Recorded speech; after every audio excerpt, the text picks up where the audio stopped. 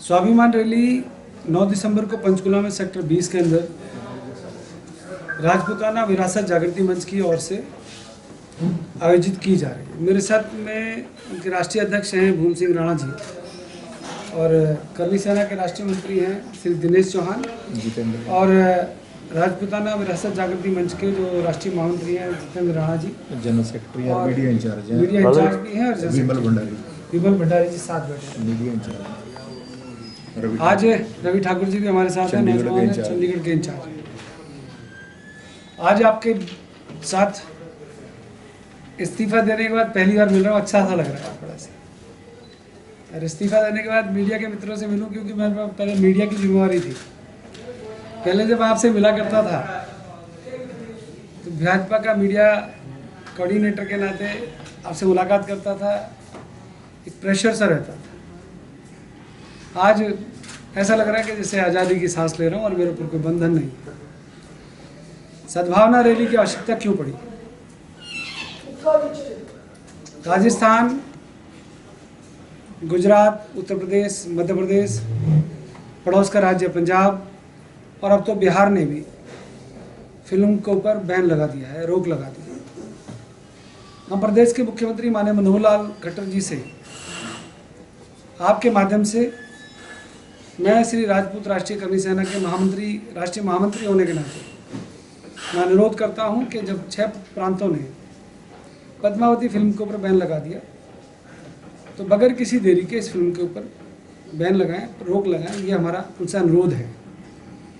और अब तो हरियाणा सरकार के अनेकों मंत्री इस पिक्चर के लिए रोक लगाने के लिए समर्थन में आ गए। मैं राव नरवीर की बात करूं, मैं परिवहन मंत्री कृष्ण पवार जी की बात करूं, माननीय साहब की बात करूं, मैं विपुल गोयल जी की बात करूं, मैं करणदेव कंबोज जी की बात करूं, या अनेकों ने ऐसे विधायक और भाजपा के काफ़ी पदाधिकारी और राष्ट्रीय स्तर पर अनेकों मंत्री, केंद्रीय मंत्री गडकरी साहब की बात करूं मैं, या अब तो अमित शाह जी ने भी कल एक चैनल पर कह दिया है कि पद्मावती आस्था का विषय है। इतिहास में माँ पद्मावती का अलग एक स्थान है। तो हम प्रदेश के मुख्यमंत्री से अनुरोध करना चाहते हैं कि इसके ऊपर रोक लगाएं। आप हमारे मुख्यमंत्री हैं और ये केवल मात्र अब ये राजपूतों का, क्षत्रियों का विषय नहीं है। राजपूताना विरासत मंच एक आयोजक है, एक संस्था है जो इसको कर रही है, रजिस्टर्ड संस्था है। परंतु हम लोग अनेक राजनीतिक दलों के लोगों से, सामाजिक संगठनों से और ख़ासतौर पे हिंदू संगठनों से और जो मुस्लिम संगठन हमारे को समर्थन देने के लिए आना चाहते हैं वो उनको भी हम आमंत्रित कर रहे हैं, वो आएँ। और इस रैली के माध्यम से प्रदेश के मुख्यमंत्री से, देश के प्रधानमंत्री से भी अनुरोध करें कि हिंदुस्तान के अंदर ये फिल्म चलनी ही नहीं चाहिए और हरियाणा के अंदर इसके ऊपर तुरंत रोक लगाई जाए। ये रोक क्यों नहीं लगा पा रहे, मैं आश्चर्यचकित हूँ। सुप्रीम कोर्ट में हाल ही में उन प्रदेश के मुख्यमंत्री राजकुमार सैनी की रैली थी, कई पॉलिटिकल लीडर्स वहां भी गए मंच पर। आपकी रैली में भी ऐसे कोई आएंगे या किसी को इनवाइट किया? निश्चित तौर पे विपक्ष के नेता अभय चौटाला ने फिल्म के ऊपर रोक लगाने की मांग की है। हम तो उनको भी अनुरोध करते हैं वो आएँ, हमारा सहयोग करें। उसके अलावा भूपेंद्र सिंह हुड्डा ने रेवाड़ी में कहा था अभी कुछ दिन पहले कि अगर किसी समाज के या किसी धर्म विशेष के अगर किसी आस्था को कोई चोट पहुंचाता है, कोई फिल्म ऐसी बनती है तो उसके लिए रोक लगाने के लिए उन्होंने भी मांग की है। फिर वो अगर आना चाहे मंच पर, उनका स्वागत है, परंतु हम इसको राजनीतिक मंच नहीं बनाना। इनवाइट करेंगे उनको? निश्चित तौर पर मैं आपके माध्यम से उनको कह रहा हूँ सबको, और हम तो अनुरोध करना चाहते हैं आए। अनु जी, जो आप बैन की बात कर रहे हैं ये सिर्फ भाजपा ने सरकारों जहाँ है वहीं में बैन हुआ, जहाँ भाजपा की सरकार ने वहाँ किसी सरकार ने इसको बैन नहीं किया। पंजाब सरकार के मुख्यमंत्री जी ने उन्होंने कहा कि मैंने ऐसा कहा नहीं। मैं अगर वो थूक कर चाट रहे हैं तो ये अमरिंदर सिंह का अपना नेचर होगा साहब। नहीं तो और राहुल गांधी से मैं तो अनुरोध करना चाहता हूँ, गुजरात में चुनाव चल रहे हैं, अब तो जनेऊ भी धारण कर लिया है। मैं उनसे भी कहूँगा अगर जनेऊ धारण कर लिया है और आप सचमुच अपने आप को हिंदू कहते हैं तो अपनी जो जहाँ आपके प्रांत, जिन राज्यों में कांग्रेस की सरकार है उन पर भी प्रतिबंध लगाएं। क्यों नहीं लगाते राहुल गांधी? क्यों नहीं बोलती सोनिया गांधी? अरे भाजपा के तो अनेक अनेक मंत्री बोल रहे हैं, विपक्ष के नेता अभय सिंह चौटाला बोल रहे हैं, अनेक अनेक सामाजिक संगठन बोल रहे हैं। पर ममता अपने राज्यों में फटकार लगाई है एक तरह से कि आपका काम है कि इस प्रदेश में कानून व्यवस्था को बनाए रखना। अगर आज एक फिल्म के लिए इस तरीके की बात सामने आ रही, कुछ लोग इकट्ठे होकर इस तरह के बयानबाजी और इस तरह के उपद्रव कर रहे हैं, तो आगे दूसरी पिक्चरों के लिए और आगे समाज में क्या मैसेज जाएगा, इस पर क्या कहेंगे? मैं स्वयं ला का छात्र रहा हूँ, मैं माननीय सर्वोच्च न्यायालय का सम्मान करता हूँ, परंतु प्रदेश की सरकारें लोकतंत्र में जनता के द्वारा चुनी हुई सरकार है, अगर किसी चीज़ के ऊपर रोक लगा रही है तो कोई ना कोई कारण होगा। प्रदेश के अंदर कानून की स्थिति ना बिगड़े, आंदोलन ना हो। आंदोलन कश्मीर से लेकर कन्याकुमारी तक इस फिल्म को लेकर हो रहे हैं, अनेक लोग बोल रहे हैं। अगर माननीय सर्वोच्च न्यायालय सिर्फ प्रदेश सरकारों को फटकार लगाने के लिए बने हैं, तो मैं सर्वोच्च न्यायालय से एक अनुरोध और करना चाहूँगा कि कम से कम इतिहास का गला घोटने वाले फिल्मकारों को इतनी भी आज़ादी ना दें कि किसी के भी ऊपर एक ऐसी भी पिक्चर बना दें। मेरा अनुरोध है माननीय सर्वोच्च न्यायालय से कि अभिव्यक्ति की आज़ादी सिर्फ कुछ ही लोगों को नहीं है, अभिव्यक्ति की आज़ादी मुझे भी उतनी है जितनी जावेद अख्तर को है, जितनी सलमान खान को है, जितनी आमिर खान को है, जितनी ओवैसी को है, और जितनी हमारे मित्र हैं आजम खान साहब, उनको भी। हमने कहा है ममता दीदी को हम सम्मान करते हैं, महिला हैं, देश की पश्चिम बंगाल की मुख्यमंत्री हैं। मैंने भौंडसी रैली के अंदर कह दिया था कुछ, उनको ठेस लगी। मैं नहीं चाहता इस प्रकार के शब्द मैं दोबारा बोलूं, परंतु अगर उनको एक गरूर है कि वो पश्चिमी बंगाल के अंदर फिल्म चलवा देंगी भंसाली की, तो मैं अनुरोध करना चाहता हूँ ममता जी, पहले तो संसदीय कमेटी जो 14 सदस्य बनी है उससे निकलवाएं, उसका सेंसर बोर्ड है, और सेंसर बोर्ड के बाद जनता है। देखना फिल्म जनता को है। दो लोग पिक्चर बनाते हैं, निर्माता निर्देशक, देखती जनता है, और जनता कौन है? हम। तो आपने पिक्चर देखी? सेंसर बोर्ड बिना पिक्चर देखे विरोध करना कितना तर्कसंगत है? मैंने पद्मावती, जिनको मैं माँ कहता हूँ, देवी कहता हूँ, मैंने उनके बारे में बहुत पढ़ा है। मैं स्वयं चित्तौड़ गया हूँ, माने कौन एक उनके जो मेले लगते हैं हर साल, वहाँ पर जो हवन कुंड से जो राख निकलती है, जिसको हम धूल वो कहते हैं विभूति, सुहागिनें माथे से लगाती है, उसको माथे से लगाती है। जब माथे से लगाती है तो आस्था का प्रतीक है हमारी वो। और हमें बचपन से माँ पद्मावती के बारे में, झांसी की रानी के बारे में, महाराणा प्रताप के बारे में जब पढ़ाया जा रहा है, तो क्या संजय लीला भंसाली जो हमारे को 2 घंटे के अंदर पढ़ाएगा, क्या हम वो पढ़ेंगे क्या? यहाँ महात्मा गांधी पे भी बनी है, रानी लक्ष्मीबाई पे भी बनी है, सभी पर बनती है लोगों को जागरूक करने के लिए। इसके साथ ही भंसाली का कहना है कि मैंने ऐसा कुछ नहीं कहा, एक से उन्होंने कहा है जो पद्मावती का किरदार निभाया गया है उसे देखकर बल्कि जो राजपूत ये किसने कहा है? गर्व होगा। किसने कहा है? संजय लीला भंसाली कह रहे हैं। संजय लीला भंसाली से जब संसदीय कमेटी ने क्वेश्चन किया, जैसे मैंने आपके टीवी चैनलों पर अखबारों में देखा कि क्या ये फिल्म इतिहास से संबंधित है, तो उन्होंने कहा ये मलिक मोहम्मद जायसी की रचना से मैंने ली है।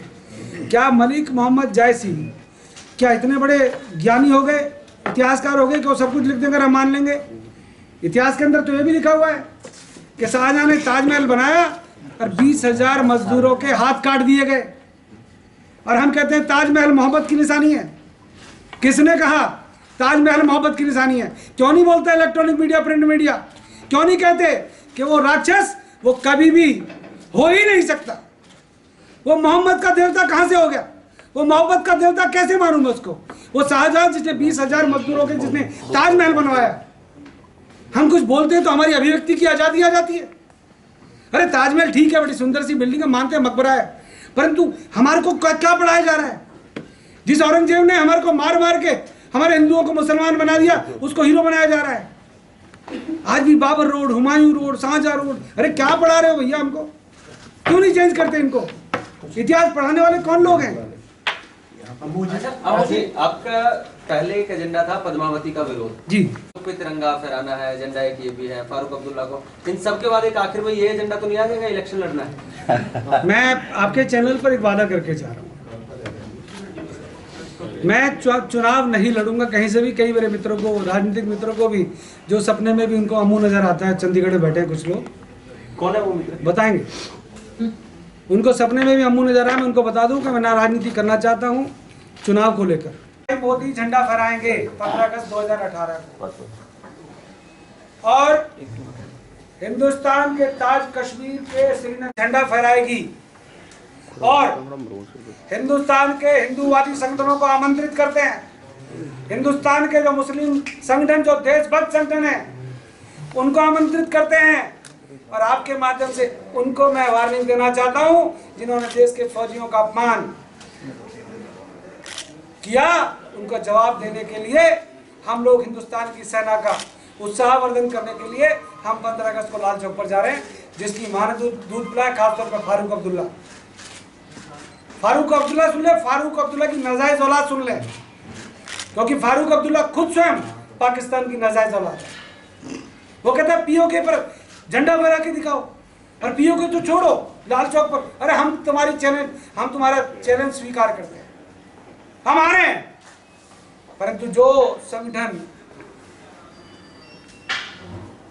हिंदुत्व का ठेका लेते हैं साहब, सिर्फ वही हिंदू संगठन ठेकेदार नहीं है, समाज 36 बिरादरी सबके लिए, वो ठेकेदारों को सोचना चाहिए के ऊपर, और बनाओ ना पिक्चर उन लोगों के ऊपर। नहीं, एक मिनट बात सुनने वाली बात।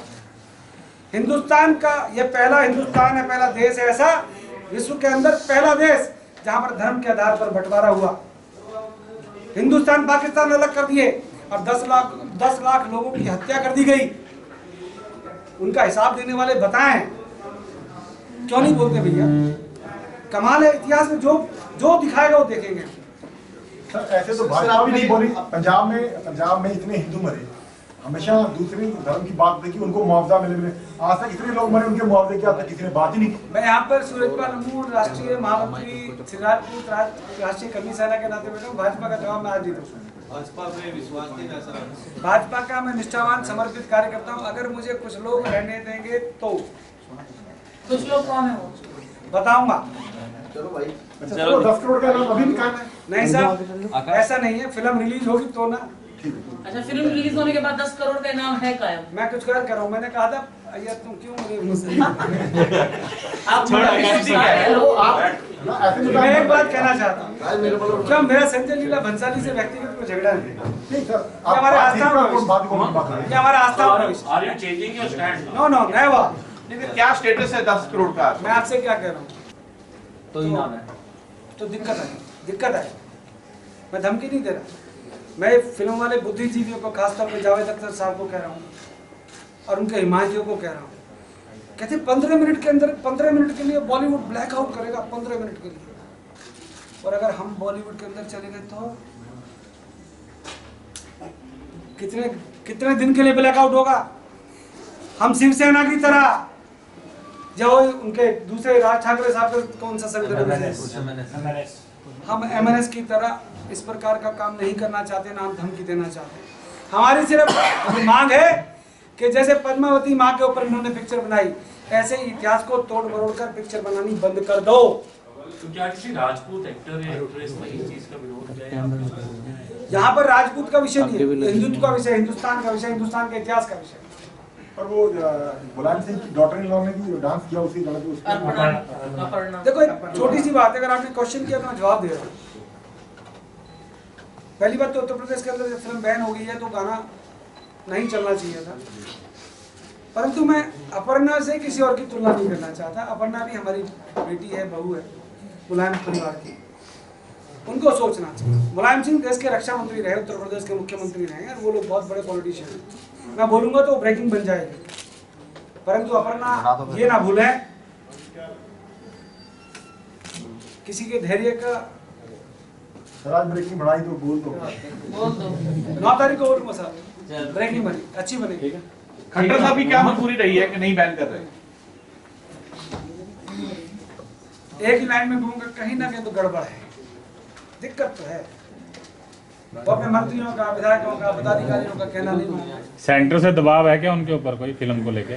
सेंटर के ही मंत्री हैं योगी साहब, सेंटर की मंत्री वसुंधरा है, सेंटर के मुख्यमंत्री मध्य प्रदेश के हैं। नीतीश कुमार जी के साथ हमारा गठबंधन है बिहार के अंदर। रूपाणी साहब तो मोदी साहब के सबसे लाडले मुख्यमंत्री हैं। पहली बात तो मैं पहला ऐसा व्यक्ति हूँ जो राजनीतिक दल छोड़कर अपने हिंदुत्व के लिए, समाज के लिए मैंने अपना पद छोड़ा है। अब पद छोड़ के मैंने किसी को भी एहसान नहीं किया। मैं अपने हिंदुस्तान के इतिहास को तोड़ने मरोड़ने वालों का विरोध कर रहा हूँ। हिंदुस्तान में हर बार जो हिंदुस्तान के इतिहास के साथ जो मजाक बनाया जा रहा है 70 सालों से देश की आज़ादी के बाद, मैं उसका विरोध करने के लिए मैं राजनीतिक दल से अपने पद से इस्तीफा देकर आपके बीच में बैठा हूँ। और यहाँ पर कोई राजनीति करेगा तो कम से कम मैं उस राजनीति करने वाले के साथ नहीं रहूँगा। आपने पद से इस्तीफा दिया है, अगर आपको ये कहा जाए कि भारतीय जनता पार्टी और राजपूत समाज में से किसी को एक को चुना जाए तो आप किसको चुनेंगे? पहली बात तो जिस संगठन में मैंने इतने सालों से मृणाल काम किया है, कम से कम मुझे साधारण सदस्य रहने का तो हक मुझसे कोई नहीं छीन सकता, क्योंकि मैं मिस्ड कॉल मार के बनने वाला सदस्य नहीं हूँ। मैं पिछले 27-28 सालों से भाजपा में काम करता हूँ। सर आप 27-28 चुनेंगे किसे जी? मैं एक मिनट यार, आप चुनेंगे किसे? मेरा सीधा प्रश्न का जवाब दीजिए, हाँ या ना, एक या दूसरा। मैं भाजपा का कार्यकर्ता हूँ, क्षत्रिय समाज में जन्म लेने वाला, हिंदू समाज के अंदर जन्म लेने वाला एक छोटा सा बालक हूँ।